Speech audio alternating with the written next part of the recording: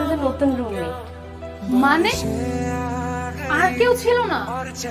এই আতিয়া, দেখছস hostel supervisor এটা কি করেছে? কি করছে মানে তুই দেখতেছস না কি করছে? কই দেখতেছি না তো। মানে সিরিয়াসলি আমাদের সাথে নতুন রুমমেট এটা কাকে দিয়েছে? আমি ওনাকে বারবার বলেছিলাম একজন ভালো রুমমেট দিতে।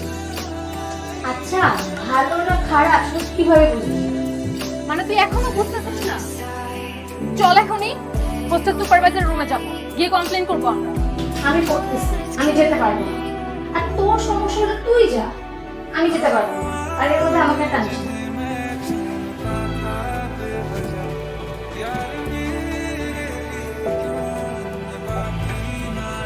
তুমি এখন দাঁড়িয়ে আছো কেন? যাও বেগে গিয়ে ব্যাগপত্রগুলো গুছিয়ে নিও। আর ওই যে ওটা দেখছো, ওটা হচ্ছে তোমার বেগ।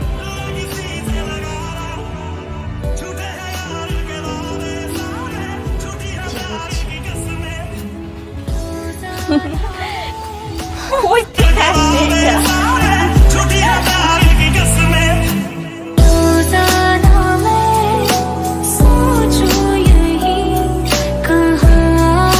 এই মেয়ে, তোমাকে না বলেছিলাম সুপারভাইজার সাথে কথা বলতে বলেছিলা? এদিকে আসো। তাহলে যাওনি কেন এখন রুম থেকে? আপু কোথাও কোনো সিট খালি নাই, সুপার বলছে এই রুমেই থাকতে। ও আচ্ছা, সুপার বল এখানে থাকে তাই তুমি আবার এই রুমে চলে আসছো?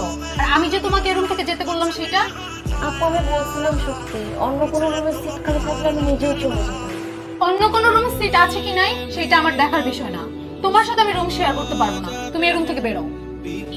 আপু আর কয়েকটা দিন থাকবে। কয়েক মিনিটও না, বাইরে চেয়ার আছে ওই জায়গায় গিয়ে বসে থাকো। আমি রুমে থাকা অবস্থায় তোমাকে যেন না দেখি। যাও বের হও। আর এইটা কি পরে আছো? চাদর পেঁচা আছো কেন? ভালো কোনো জামা কাপড় নাই? এটা আমাদের ট্র্যাডিশনাল পোশাক আপু। তাই বলে চাদর? আচ্ছা যাই হোক, যাও রুম থেকে যাও, আমি এখন রুমে রেস্ট নিই। কমপ্লেইন করবে ওই মেয়ে? হাহ, ওর সাহস আছে। আর আসার পর থেকে যে পরিমাণ র‍্যাক খাচ্ছে, ওর সাহস হতে কমপ্লেইন করার। আর যদি কমপ্লেইন করেও, তুই তো আমাকে ভালো করেই জানিস আমি কি করতে পারি। এমন অপবাদ দিব, এখন তো হোস্টেলে থাকতে পারতেছে, তখন সেটাও পারবে না। একদম সবকিছু ছেড়ে চলে যেতে হবে। আতিয়া যদি এসে শুনে কি বলবে?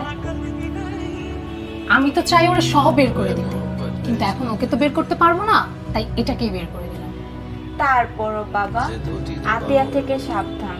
এর আগের কাহিনীটা তোর মনে আছে তো? আরে ধুর, তুই কেন টেনশন করতেছিস? ও পড়াশোনার বাইরে কোনো শব্দও করে না। দেখবি টিউশন থেকে এসে সোজা টেবিলে পড়তে বসবে। রুমে কে আছে কে নাই ও সেটা খেয়ালই করবে না।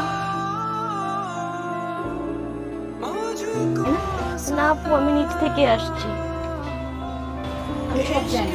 তুমি কি ভাবছো কিছু লক্ষ্য করিনি? আমি সবই লক্ষ্য করি, কিন্তু আমি কিছু বলি না। আপু ওরা আমার সাথে এমন করে কেন? আমি পাহাড় থেকে আসছি দেখে আমি ওদের মতো দেখতে না চাই? সবাই তো এমন করে।